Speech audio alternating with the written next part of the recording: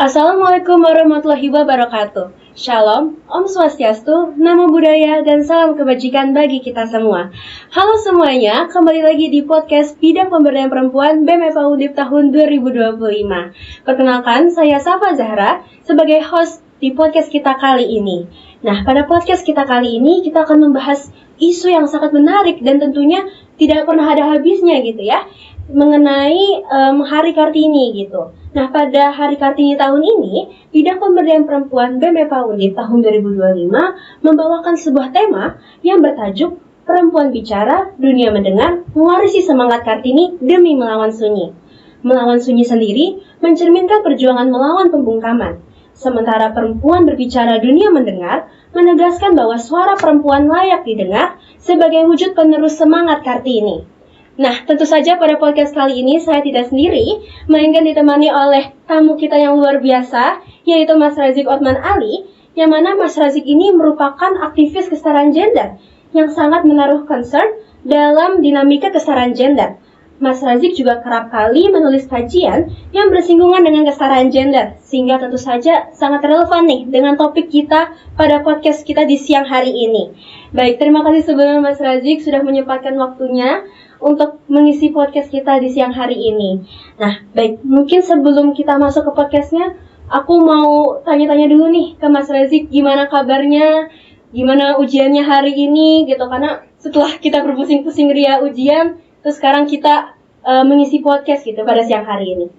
Selamat siang, kabar saya baik, alhamdulillah. Tadi mbaknya mbak siapa, maaf? Safa. Mbak Safa, oke Mbak Safa, aku sih hari ini ada ujian hukum lingkungan, tapi karena take home makanya habis itu aku langsung ke sini menyempatkan undangan dari teman-teman pemberdayaan perempuan BEM FA Undip. Sebetulnya saya sangat senang bisa hadir di podcast ini. Saya juga berharap hadirnya saya di podcast ini dapat memberikan kebermanfaatan bagi bidang pemberdayaan perempuan ke depannya.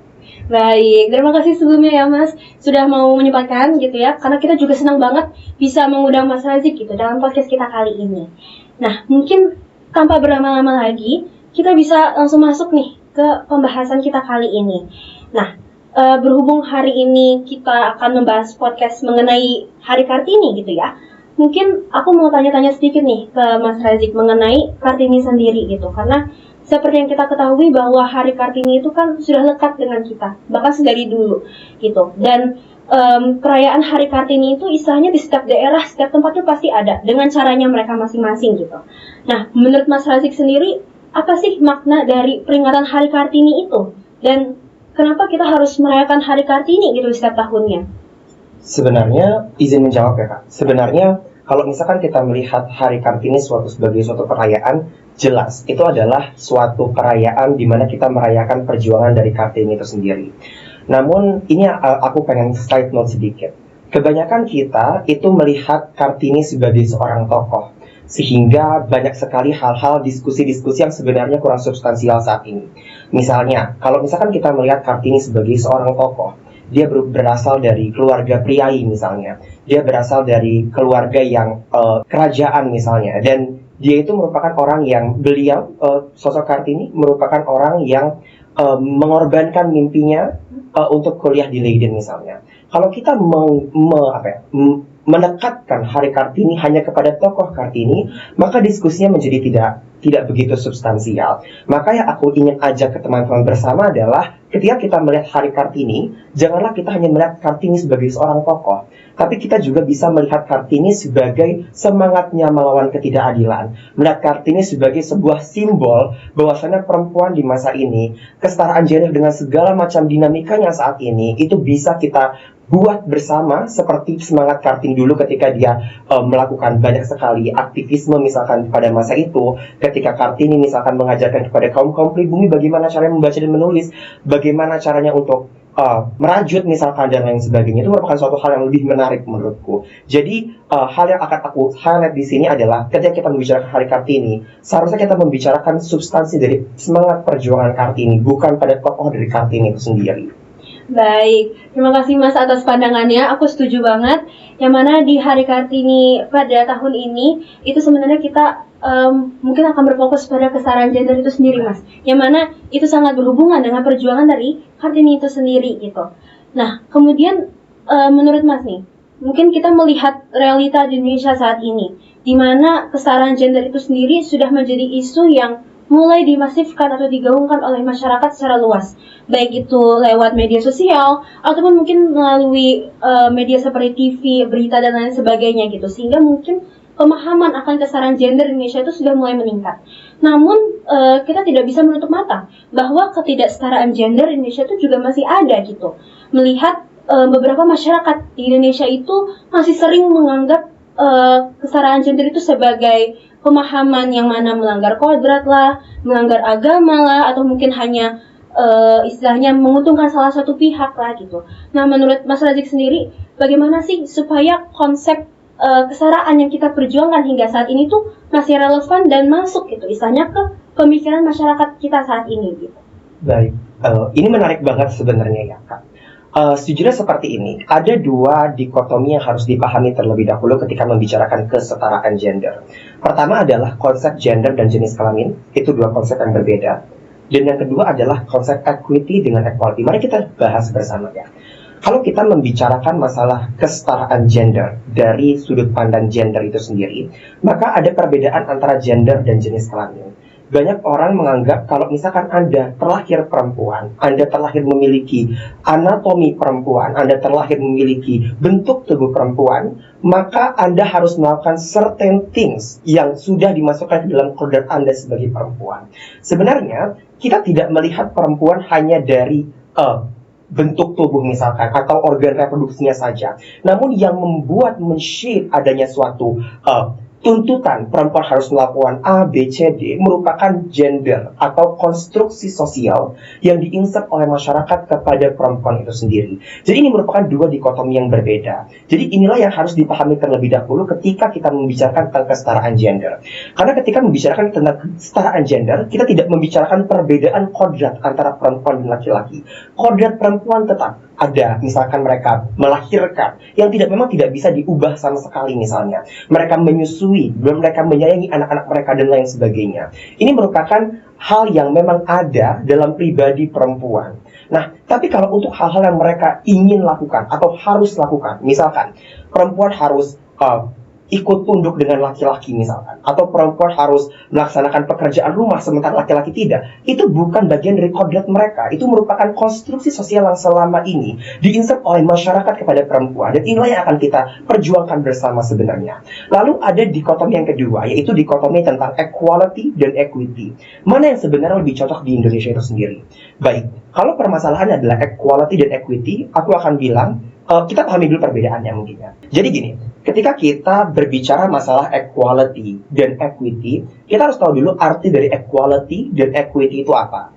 Equality adalah kesetaraan semuanya sama rata. Sementara kalau kita membaca equity, itu titiknya ada di proporsionalitas dari perempuan perannya apa dan laki-laki perannya apa. Jadi seperti ini, penggambarannya. Pasti teman-teman pernah kan ya melihat adanya foto yang orang ada 3 orang mau melihat suatu perlombaan yang ada box-boxnya seperti itu. Nah, di satu sisi ketika equality itu ada, maka boxnya setara, ya kan? Yeah. Tapi kalau misalkan ada yang namanya equity, maka boxnya itu disesuaikan dengan kemampuan dari masing-masing individu. Relevansinya apa dengan diskusi kita saat ini? Saya juga tidak begitu senang dengan diskusi yang ada di masyarakat saat ini misalkan. Bukan tidak senang sih, cuman kayak ya disayangkan sekali. Karena diskusi mengenai kesetaraan gender yang ada saat ini itu berfokus kepada kalau kamu minta kesetaraan berarti kamu pengen perempuan untuk sama-sama angkat galon seperti laki-laki. Iya nggak sih? Pernah dengar nggak seperti itu? Pernah. Atau kayak kalau misalkan perempuan itu pengen melakukan hal A, B, C, D, perempuan juga harus do weightlifting like a man, for example. Sementara itu bukan permasalahan dari bukan permasalahan gendernya apa, tapi itu man and male physiologically different. Mereka punya sistem anatomi tubuh yang berbeda, sehingga kalau misalkan titik tekannya adalah hal tersebut, itu tidak akan mungkin terjadi. Mungkin terjadi, namun masih butuh waktu lama. Kita tidak membatasi perempuan boleh melaksanakan hal seperti itu. Yang bisa dilakukan oleh masyarakat adalah tidak membatasi perempuan untuk melaksanakan hal yang dia inginkan. Karena boleh atau tidak boleh dengan bisa atau tidak bisa ada dua hal yang berbeda. Kalau misalkan kesetaraan gender yang harus ada saat ini adalah lebih kepada equity tadi. Sebenarnya bagaimana perempuan itu bisa mendapatkan tempat yang kesempatan yang sama dengan laki-laki, starting point yang sama dengan laki-laki. Karena saya akan bicara sejarah sedikit ya. Kalau misalkan kita melihat sejarah, misalkan masa lalu, misalkan ketika masa-masa feodalisme misalkan dan lain sebagainya, masyarakat Indonesia itu sebenarnya masyarakat yang relatif egaliter, masyarakat yang relatif setara. Karena Indonesia itu merupakan masyarakat yang istilahnya kayak mereka itu adalah masyarakat yang kalau misalkan pernah dengar tusuk batang jadi tanaman, kalau misalkan kita pernah dengar itu salah satu hal yang sering diulang-ulang tentang bagaimana sebuah Indonesia itu menimbulkan masyarakat yang adanya masyarakat egaliter. Jadi sebenarnya ketika kita membicarakan masalah equity tadi, masalah yang sebenarnya harusnya hadir saat ini atau diperjuangkan saat ini atau yang menjadi titik diskusi saat ini, apakah perempuan memiliki starting point yang sama dengan laki-laki? Itu permasalahannya. Permasalahannya tidak. Karena sejak kecil perempuan sudah diinternalisasi dengan ekspektasi yang sangat tinggi terhadap masyarakat. Contohnya, ini contoh yang cukup sering terjadi misalkan ketika kita lagi hari raya misalkan seperti itu. Laki-laki itu adalah orang yang biasanya melakukan atau kayak santai, sementara perempuan disuruh untuk washing the dishes misalkan, cooking, berendang for example. Itu merupakan suatu konstitusional toksik sebenarnya. Kita tidak menyalahkan hal tersebut. Tapi kalau misalkan perempuan tidak mau melaksanakan hal tersebut dan laki-laki mau, harusnya diperbolehkan saja. Tapi ini membuktikan bahwasanya sejak kecil masyarakat itu diinjeksi bahwasanya perempuan itu harus melakukan A, B, C, dan D. Jadi seharusnya itulah yang sebenarnya kita perbaiki terlebih dahulu, barulah kita bisa menuju kepada kesetaraan yang sebenar-benarnya. Itu sebenarnya menurut pandanganku. Tadi membahas mengenai kalau misalkan sebenarnya akar dari kesejahteraan gender ini sebenarnya kan memang sudah mengakar dari misalnya dari kecil gitu ya, dari lingkungan pertama kita yaitu dari keluarga gitu. Nah, menurut Mas sendiri itu gimana sih caranya supaya kita nih misalnya bisa mengedukasi keluarga yang ada di Indonesia gitu supaya misalnya bibit ketidaksetaraan gender itu tuh tidak muncul kembali gitu di masa yang akan datang gitu. Sebenarnya ini pertanyaan yang cukup sulit ya. Karena memang setiap keluarga memiliki kondisi yang berbeda-beda juga. Setiap keluarga juga memiliki banyak sekali latar belakang yang berbeda-beda juga. Keluarga juga bisa punya banyak sekali point of view misalkan dalam satu keluarga yang sama. Nah, yang paling bisa kita lakukan adalah mengkontrol apa yang bisa kita lakukan ke depannya. Karena sebagai mahasiswa, pasti kita akan memiliki keluarga nantinya. Pasti kita akan memiliki orang-orang terdekat kita. Nah, ini yang bisa saya lakukan. Saya biasanya juga berdiskusi dengan teman-teman saya yang dekat misalkan seperti itu. Jadi dari diri kita pribadi itu juga ada dorongan, dan dari orang lain juga ada dua mekanisme gitu loh. Satu dari diri sendiri, dan yang kedua adalah menyesuaikan dengan orang yang akan di-reach nantinya. Seperti itu sih sebenarnya. Oke, baik. Sangat insightful ya, Mas Razik. Saya jujur banyak sekali gitu dapat insight-insight baru gitu dari apa yang Mas Razik bilang gitu. Nah, tadi berbicara mengenai misalnya kita nge-approach ke orang lain gitu. Jadi selain dari kita mendorong diri kita untuk misalnya mengedukasi orang lain gitu mengenai kesetaraan gender, orang lain pun juga harus misalnya juga terdorong gitu ya. Jadi kita misalnya sama-sama lah, kita sama-sama untuk menggaungkan mengenai kesetaraan gender ini. Nah, ini sebenarnya relevan Mas dengan materi selanjutnya, yang mana di era modern saat ini tuh kita bisa lihat bahwa sebenarnya kesetaraan gender ini tuh terhambat tidak hanya oleh laki-laki saja gitu. Mungkin orang-orang berpikir di sini, kesetaraan gender itu terhambat mungkin karena dari laki-lakinya patriarki dan sebagainya gitu. Padahal kalau misalkan kita lihat kesetaraan gender itu juga bisa terhambat nih proses edukasinya, proses pemasifannya itu juga bisa dari perempuan gitu. Mungkin kalau misalkan kita lihat nih baru-baru ini gitu ya, mungkin kalau Mas Razik juga ngikutin beberapa baru ini atau ada selebgram yang bilang kalau misalkan sama cewek itu tuh cowok nggak usah bahas yang tinggi-tinggi deh, nggak usah bahas soal politik, nggak usah bahas soal hukum dan lain sebagainya, dan itu mendapat banyak sekali ini ya perdebatan dari masyarakat gitu ya. Nah, menurut Mas Razik sendiri gimana sih caranya supaya kita tuh bisa menyadarkan gitu kepada orang-orang yang istilahnya influencer seperti itu gitu, supaya ketika mereka itu berbicara di sosial media, yang mana hal ini tuh tentu saja berdampak sekali gitu kepada masyarakat gitu, apalagi mengenai gender ini kan misalnya isu yang sensitif gitu ya Mas Razik. Nah, menurut Mas Razik sendiri itu gimana caranya supaya kita tuh bisa menyikapi hal tersebut gitu? Saya sangat setuju dengan pendapat kakak yang tadi bilang kalau misalnya sebenarnya yang menjadi permasalahan atau hambatan itu bukan cuma dari segi laki-laki dan juga bukan dari segi perempuan. Dan juga ada juga dari segi perempuan. Sebenarnya saya cukup setuju dengan hal ini. Namun menurut saya apabila saya akan berbicara as politically correct as possible ya. Jadi kayak saya akan berusaha untuk tidak memihak satu sama lain. Karena saya berpegang suatu prinsip bahwasannya kesetaraan gender itu bukan tentang siapa atau laki-laki atau perempuan, tapi tentang bagaimana kita itu mengkritisi suatu sistem yang selama ini sudah mendiskriminasi semua. Karena begini konsepnya, ketika kita berbicara masalah kesetaraan gender, laki-laki itu tidak paham bahwasannya mereka juga di disadvantage atau mereka juga mendapatkan suatu hal yang tidak begitu dirugikan oleh patriarki ini. Contoh paling sederhananya adalah laki-laki harus kuat, laki-laki harus maskulin, laki-laki harus bisa main bola, harus segala macam, tidak boleh menunjukkan emosinya dan lain sebagainya. Itu merupakan sebuah konsepsi bahwasanya laki-laki harus adalah pihak yang dominan. Ya tidak sih? Ya. Benar seperti itu. Nah, ini membuat laki-laki yang tidak punya atau tidak suka dengan hal tersebut, misalkan laki-laki yang misalkan mereka itu adalah laki-laki yang misalnya sukanya biasa-biasa aja, tidak suka yang begitu begitu maskulin misalkan seperti itu, dianggap mereka itu bukan orang laki-laki. Bahkan kepada mereka yang sudah mendapatkan standar maskulinitas ini, sistem patriarki juga masih masih merugikan mereka. Karena kita lihat misalkan kalau dengar atau pernah nonton film Adolescence ya, series terbaru belum ya. Jadi itu adalah salah satu series yang cukup bagus. Series Adolescence itu kalau nggak salah series dari Inggris. Dia tuh membahas tentang bagaimana ada seorang anak yang jadi kriminal seperti itu. Nah, kalau kita lihat di sini, kita bisa melihat bahwasannya si patriarki ini sudah diinjek sejak kecil seperti apa yang sudah lo katakan tadi.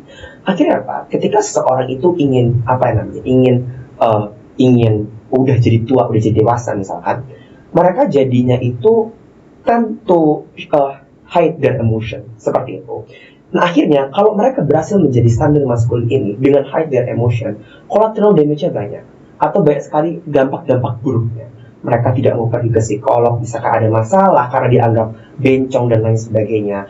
Itu sebenarnya hal yang kalau misalkan dari tujuan laki-laki, sebagai laki-laki aku merasakan. Dan aku rasa laki-laki harus sadar bahwasannya patriarki itu merupakan hal yang merugikan mereka juga. Dari segi perempuannya seperti apa? Disclaimer, aku bukan perempuan, jadi pasti akan lebih jelas atau tidak merepresentasikan seluruh perempuan. Tapi yang aku lihat adalah, yang aku observasi selama ini adalah kebanyakan perempuan itu, atau kebanyakan perempuan yang memang mereka itu memiliki pandangan yang cukup patriarkis, itu biasanya mereka itu dimanipulasi alam bawah sadarnya oleh pemikiran ini. Bahwasanya patriarki itu merupakan hal yang quote on quote disuruh oleh kepercayaan tertentu. Misalkan kalau kamu tidak seperti itu, kamu adalah orang yang membangkang kepada Tuhanmu dan agamamu, misalkan seperti itu. Sebenarnya tidak. Maksudnya perempuan harus tahu juga, atau dari sudut pandang perempuannya juga harus memahami bahwasannya agama atau hal-hal kepercayaan itu sifatnya inklusif. Sifatnya adalah mereka itu menerima sudut pandang dan tidak mungkin mendiskriminasi satu sama lain.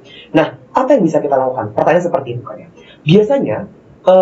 Biasanya perempuan-perempuan yang masih trapped in this patriarchal bubble ini biasanya merupakan perempuan-perempuan yang sebenarnya rentan, atau perempuan-perempuan yang sebenarnya mereka itu sudah dimanipulasi mereka juga dipersekusi, mereka juga diekspektasikan melakukan hal ini, dan mereka biasa didemonisasi misalkan kalau misalkan tidak melakukan hal demikian. Maka sebagai misalkan kita berbicara masalah aktivisme perempuan dan gerakan feminis, hal pertama yang harus kita lakukan adalah memberikan ruang aman bagi mereka. Itu yang sebenarnya belum terlihat, cuman memang harus dimasifkan lagi di status quo saat ini, karena memang itu yang penting. Itu yang penting untuk membuka ruang diskusi yang pertama dulu. Karena kebanyakan mereka itu melihat gerakan kesetaraan gender kan sebagai gerakan-gerakan yang anti agama, anti misalkan anti norma, against the norm dan sebagainya macamnya. Kita harus bisa sebagai aktivis yang punya konsep lebih gender, bisa memberikan ruang aman bagi mereka. Apapun agamamu, apapun kepercayaanmu, kamu diterima oleh kami. Itu yang pertama. Tapi yang kedua, seperti yang sudah aku katakan tadi, menggunakan mekanisme soft approach, di mana ini tidak bisa dilakukan dengan kita itu memaksa mereka, kita itu mengata-ngatai mereka bukan perempuan sejati lah atau apa. Karena biasanya orang-orang yang trapped in the bubble of patriarchal itu, mereka punya view buruk terhadap feminis. Itu harus pertama dulu. Jadi ketika kita itu menginjeksi paham yang terlalu radikal, menginjeksi paham yang terlalu hard kepada mereka, itu membuat mereka itu jadi tidak suka, atau mereka, aduh, feminis udah kayak gini, udah bener kan mereka sangat amat keras kepada kita. Nanti ada pandangan seperti itu. Jadi inilah korelasi dari Hari Kartini saat ini. Karena kalau kita melihat dari sosok Kartini dan bagaimana esensi perjuangannya adalah, Kartini dari seorang priayi itu tidak membeda-bedakan sebenarnya kamu tuh dari income keluarga mana sih, kamu tuh dari perempuan dari latar belakang mana sih, kamu tidak diperbedakan. Kartini membuka sekolah yang bisa memberikan akses baca tulis kepada masyarakat saat itu, akses untuk memasak, akses untuk merajut satu kepada perempuan-perempuan tanpa melihat rasa tanpa gender. Jadi mungkin soft approach yang seperti itulah yang bisa kita lakukan untuk setidaknya membuat mereka itu interest terhadap kesetaraan gender dan merasa kalau misalkan ada yang salah dengan struktur ini. Ini bukan tentang perempuan dan laki-laki, tapi ini tentang struktur yang mendiskriminasi seluruh orang. Seperti itu sebenarnya. Apakah ada follow-up question? Oke, baik Mas. Jadi sebenarnya tadi aku agak sedikit ter-highlight sama soal yang perempuan itu dia ke-trap di mana dia tuh dari kecil atau mungkin dari awal lah gitu, dia tuh istilahnya sudah dijejeli oleh banyak pemahaman yang misalnya condong ke arah anti-feminisme gitu. Sebab itu kita harus melakukan soft approach itu dibandingkan hard approach. Karena kan akan susah kalau misalkan kita langsung melakukan hard approach. Karena yang namanya keyakinan itu kan emang sudah misalnya mendarah daging lah gitu dalam diri kita sendiri gitu.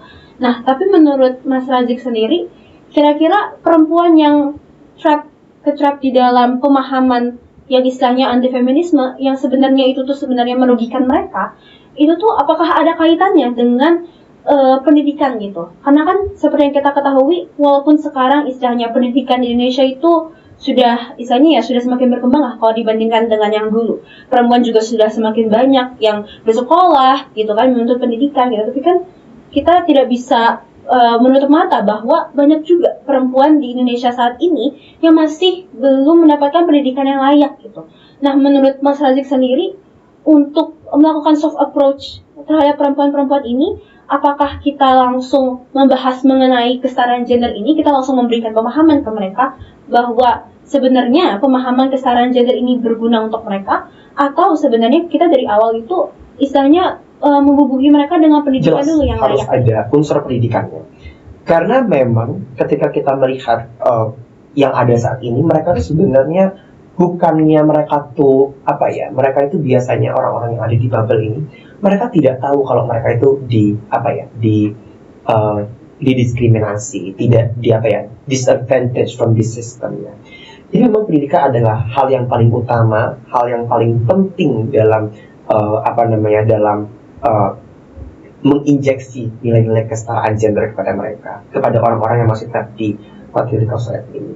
Nah, pertanyaannya adalah pendidikan seperti apa yang harus diberikan kepada mereka? Itu kan yang menjadi PR kita semua. Itulah tadi sebenarnya pendidikan sudah ada, tapi pendidikan ini masih dibayang-bayangi oleh sebenarnya gini. Pernah nggak lihat buku sekolah yang laki-laki yang ayah menonton TV di ruang tamu dan ibu memasak di dapur dan sebagainya. Tanpa kita sadari, itu merupakan bentuk dari internalisasi peran sejak dini. Jadi sebenarnya yang harus dilakukan saat ini adalah membenahi sistem pendidikan tidak hanya lebih aksesibel, tapi juga harus lebih merata kepada poin-poin kesetaraan gender ini. Saya sangat amat mengapresiasi bagaimana misalkan Kementerian Pendidikan sudah mulai berbenah dengan kekerasan seksual, misalkan mereka memberikan edukasi kepada sekolah-sekolah. Itu sangat bagus dan sangat saya apresiasi. Cuman yang perlu dievaluasi lagi adalah sudut pandang kekerasan seksual seperti apa. Kebanyakan sudut pandang kekerasan seksualnya adalah menyalahkan perempuan, tapi baju yang kamu pakai, ya enggak? Seperti itu. Jadi sebenarnya pendidikan harus lebih aksesibel, tapi juga nilai yang diinternalisasi ke situ juga harus sesuai dengan kesetaraan gender tadi, harus sesuai dengan bagaimana perkembangan zaman ini tadi. Karena kalau misalkan kita bahas tentang kekerasan seksual ini merupakan hal yang sangat amat saya concern ya tentang kekerasan, apalagi dengan kemarin ada kasus di salah satu universitas negeri di Indonesia yang dimana ada Objin kalau nggak salah, yang dia melakukan kekerasan seksual kepada pasiennya. Sebenarnya pendidikannya ada, tapi bagaimana pendidikan itu di shape sedemikian rupa supaya juga menginternalisasi nilai kesetaraan gender itu yang penting, yang belum begitu terlihat di sekarang. Jadi ya tipsnya adalah jangan melihat hanya dari perempuan dan laki-laki, tapi lebih ke arah apa yang bisa kita lakukan bersama. Sebenarnya itu karena seperti itu tadi, kalau misalkan kita menyalahkan perempuan sudah melakukan segala cara yang mereka lakukan untuk tidak dilakukan kekerasan seksual, tapi tetap laki-lakinya melakukan hal yang demikian, kita bisa apa? Makanya edukasi penting tidak hanya untuk perempuan, tapi juga untuk laki-laki yang mereka merupakan semoga tidak menjadi calon sex offender nanti. Seperti itu sebenarnya. Oke, baik. Ternyata dari pendidikan itu sendiri terdapat hal-hal kecil ya Mas, yang sebenarnya mungkin kita nggak sadar gitu. Kalau misalkan ternyata itu tuh misalnya menjadi peran lah gitu, membawa peran dalam kasus ketidaksetaraan gender yang ada di Indonesia begitu ya Mas ya. Nah, oke, mungkin kita lanjut aja ke pertanyaan selanjutnya gitu. Nah, menurut Mas Razik itu pernah nggak Mas Razik mendengar istilah diskriminasi positif gitu? Yang mana diskriminasi positif itu misalkan kayak affirmative action. Contohnya misalkan kebijakan yang ngasih kesempatan lebih ke kelompok tertentu, termasuk misalkan perempuan. Karena mungkin saat ini itu beberapa kebijakan pemerintah itu mungkin mereka tuh sebenarnya maksudnya tuh untuk inklusif gitu. Tapi ternyata inklusifnya ini mungkin juga ada membawa efek negatifnya gitu, dimana mungkin beberapa orang jadi merasa kok malah untuk kelompok-kelompok tertentu sih, kok malah jadinya kita nggak dapet gitu, misalkan yang seharusnya untuk semua orang tapi malah kelompok-kelompok tertentu, di mana esensi dari inklusifnya itu sendiri. Nah, menurut Mas Razik sendiri ini diskriminasi positif itu tuh sebenarnya penting nggak sih untuk diterapkan, atau justru malah menimbulkan ketidakadilan yang baru gitu? Pertanyaan yang sangat menarik dan cukup dalam ya ini sebenarnya, karena ini yang terbaru-barunya yang terjadi. Sebenarnya kalau misalnya kita mau mengkomparasikan negara, saya ambil contoh negara Amerika Serikat. Presiden Amerika Serikat Donald Trump itu merevoke atau kayak menarik undang-undang anti diskriminasi atau kita biasa sebutnya DEI, Diversity, Equality, and Inclusion. Jadi kayak mereka itu ingin agar semua itu mendapatkan kesetaraan yang sama. Nah, mereka tuh merevoke ini sama seperti argumentasi yang tadi di awal. Harusnya kalau misalkan setara mereka harus masuk semua, ya nggak sih? Itulah sebabnya ketika di awal tadi tentang pendahuluan, saya membicarakan masalah equality dan equity. Kalau kita tinjau dari sudut pandang equality, yang benar-benar kesetaraan mentok, yang tidak mau untuk melihat diskusi sama sekali, maka argumen tersebut jadi masuk akal. Tapi permasalahannya adalah equality ini tidak bisa berdiri sendiri tanpa ada equity tadi. Karena kalau misalnya kita melihat, apalagi kondisi yang ada saat ini yang dihadapi oleh perempuan, itu bukan salahnya perempuan. Dalam artian itu merupakan sistem yang diskriminasi mereka.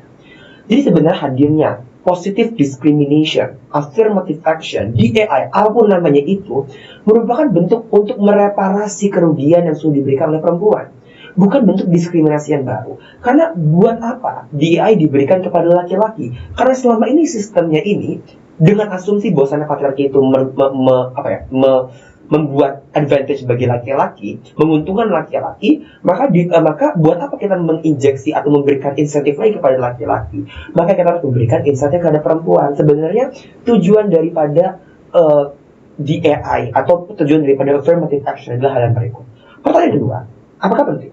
Sangat penting. Kenapa? Karena kalau kita melihat sejarah, perempuan sudah diskriminasi selama bertahun-tahun. Perempuan sudah diambil haknya selama bertahun-tahun. Kira-kira starting point perempuan dengan laki-laki untuk mencapai tangga X misalkan. Sementara misalkan Z, misalkan kita akan pakai suatu ini kan ya. Kita akan berikan suatu penggambaran. Misalkan ada 10 anak tangga. laki-laki sudah mengejar tahun 2025. Laki-laki sudah menggapai anak tangga yang kelima. Sementara perempuan masih di anak tangga yang pertama. Kira-kira mungkin tidak perempuan sampai ke anak tangga yang 10? Sulit banget. Nah, inilah kenapa affirmative action itu hadir. Bukan untuk memberikan form of discrimination kepada laki-laki, tapi untuk memberikan atau mereparasi apa yang sebenarnya sudah dilakukan oleh kelompok-kelompok patriarki ini kepada perempuan atau kelompok-kelompok minoritas tertentu seperti itu. Karena kalau kita mau mengikuti saja, bisa-bisa tidak ada representasi. Karena tidak mungkin mereka bisa mencapai yang 10 tadi. Seperti itu, apakah bisa dipahami? Oke, baik. Sangat bisa dipahami ya Mas ya. Ternyata sebenarnya diskriminasi positif ini tuh banyak membawa manfaat juga ya buat kita gitu. Karena dari segi tujuannya sendiri pun juga sebenarnya ini bukan istilahnya wadah untuk mendiskriminasi lebih lanjut gitu ya, bukan wadah untuk diskriminasi masyarakat gitu, tapi sebenarnya ini adalah wadah supaya masyarakat yang istilahnya sebelumnya mendapatkan ketidakadilan, disinilah mereka bisa mendapatkan keadilan tersebut gitu ya. Nah, menurut Mas Razik sendiri, kira-kira diskriminasi positif gitu yang pernah Mas Razik temui itu tuh seperti apa gitu, dan menurut Mas mungkin nggak misalkan di kampus atau mungkin organisasi atau di lingkungan sekitar Mas Razik itu sudah ada gitu yang menerapkan diskriminasi positif ini? Saya jujur itu saya sangat bersyukur saya berkuliah di Fakultas Hukum Universitas Diponegoro.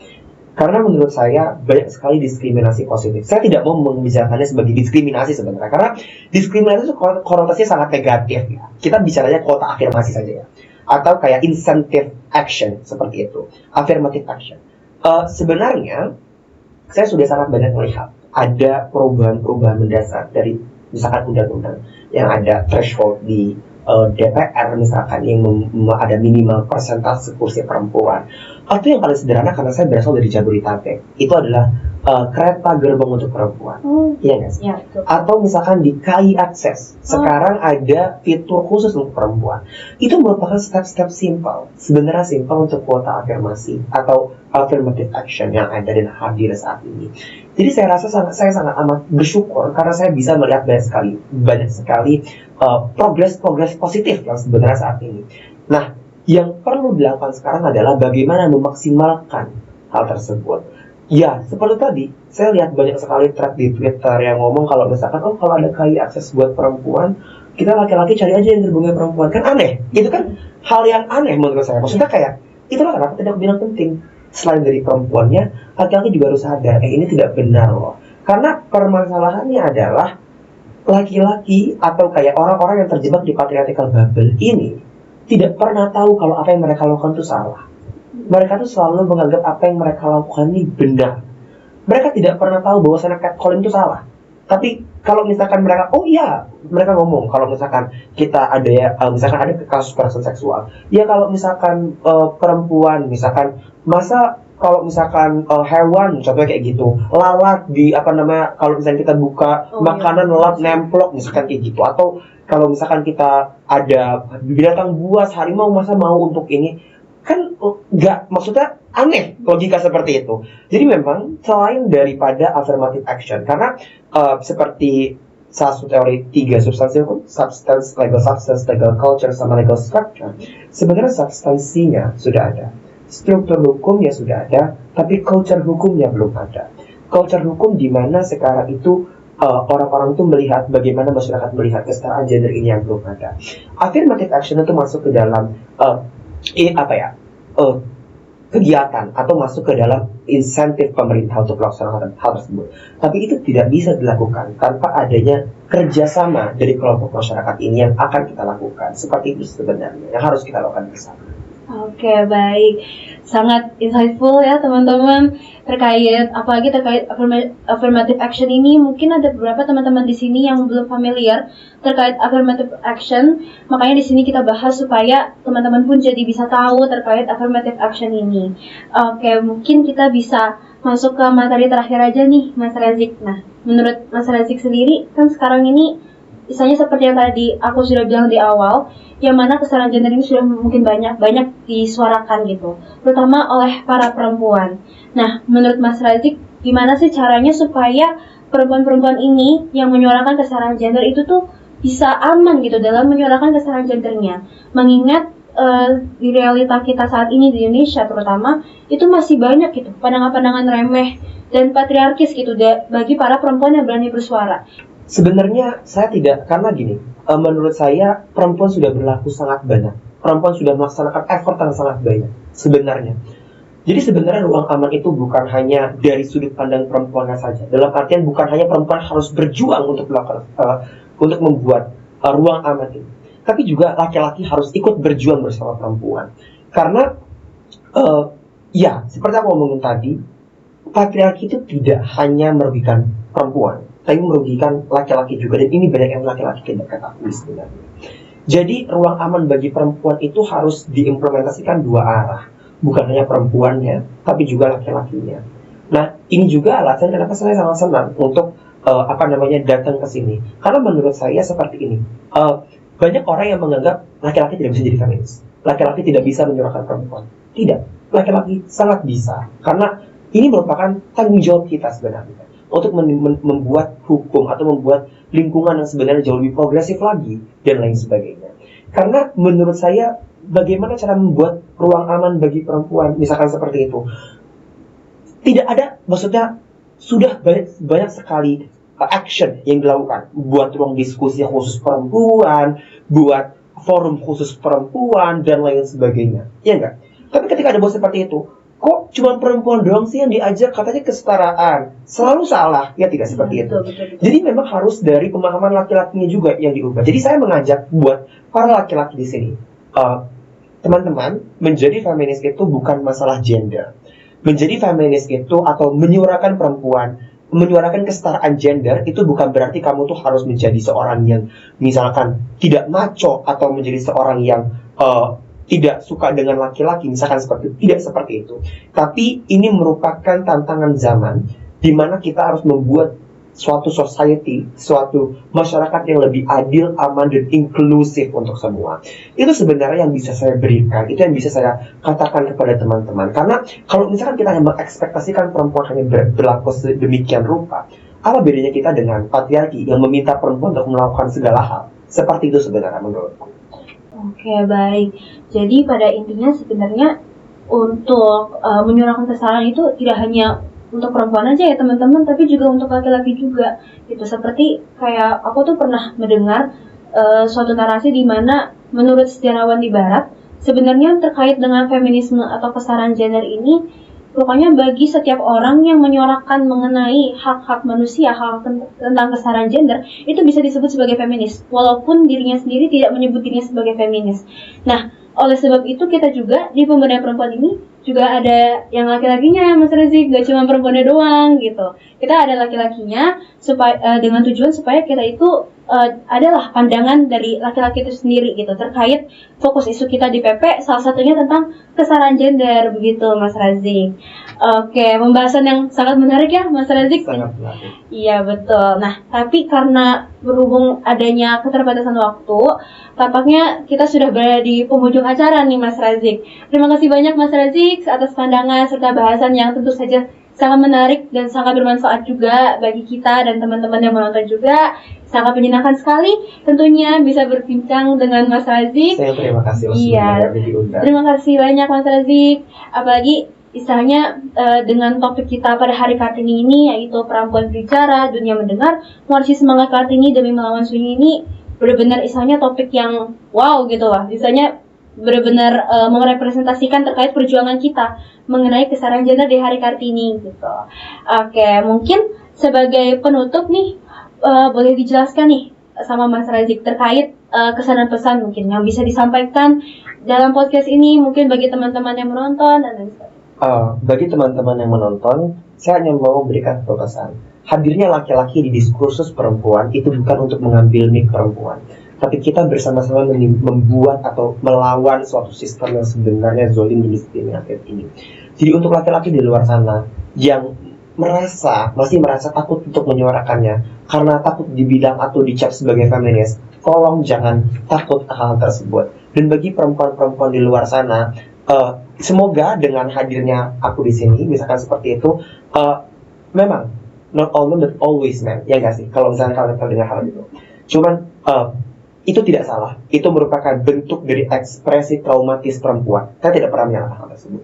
Ya, dan saya hadir di sini untuk bilang bahwasannya saya bersama kalian tidak sendiri, dan laki-laki juga akan ada banyak laki-laki lainnya yang semoga bisa ikut serta dalam gerakan untuk menggalangkan kesetaraan gender. Dan untuk laki-laki, kalau misalkan kamu masih takut untuk berkompetisi dengan perempuan, kamu bukan laki-laki sejati. Oke, baik. Terima kasih banyak Mas Razik. Semoga apa yang disampaikan oleh Mas Razik itu menginspirasi kita semua ya untuk terus menggaungkan terkait kesetaraan gender gitu. Nah, baik. Jadi telah berakhirlah podcast kita pada hari ini. Nah, dari apa yang sudah kita bincang pada saat podcast kali ini, saya mengambil kesimpulan bahwa sebenarnya esensi dari Hari Kartini itu kita tidak hanya berfokus pada Kartini saja, melainkan kita berfokus pada perjuangan dari Kartini itu sendiri, yang mana salah satunya itu mengenai kesetaraan gender. Kemudian kesetaraan gender itu sendiri sebenarnya memang sudah mengakar dari dulu gitu ya, istilahnya dari lingkungan terdekat kita gitu. Nah, oleh sebab itu untuk menggaungkan mengenai kesetaraan gender ini itu ada dua, yaitu ada hard approach dan juga soft approach gitu. Soft approach itu istilahnya kita mengedukasi istilahnya dengan cara halus gitu ya Mas Razik gitu. Karena yang namanya keyakinan ataupun kepercayaan yang sudah dipegang oleh masyarakat itu mungkin akan sulit gitu untuk diubah. Kemudian juga ada hard approach, juga misalkan contohnya itu seperti ada diskusi publik dan lain sebagainya, sosialisasi seperti itu. Kemudian kesetaraan gender ini sendiri juga sekali lagi tidak hanya untuk perempuan saja, tapi juga untuk laki-laki gitu. Karena dari kesetaraan gender ini tuh sebenarnya kita tuh juga membantu loh bagi laki-laki untuk terlepas dari budaya patriarkis yang sebenarnya tidak manusiawi gitu, yang sebenarnya sangat merugikan baik itu dari pihak laki-laki maupun dari pihak perempuan begitu. Nah, oleh sebab itu penting juga nih bagi kita untuk terus menyuarakan terkait kesetaraan gender, untuk membantu teman-teman kita juga untuk menyadarkan mereka bahwa kesetaraan gender ini tuh sebenarnya perlu banget loh dan sangat bermanfaat banget. Ini bukan hanya pemahaman sesaat atau perjuangan sesaat saja yang kemudian kita bisa lepas dari itu, tapi kesetaraan gender ini merupakan isu yang berkelanjutan gitu, yang mana tetap harus terus-menerus kita gaungkan. Oke, baik.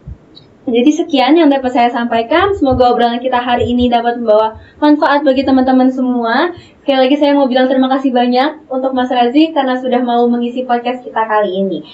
Oke, semoga dari podcast kita kali ini bisa menjadi penyemangat bagi perempuan di luar sana untuk terus bersuara sampai setara. Sampai jumpa di podcast selanjutnya. Wassalamualaikum warahmatullahi wabarakatuh. Shalom, Om Santi Santi Santi Om, Namo Buddhaya dan salam kebajikan bagi kita semua.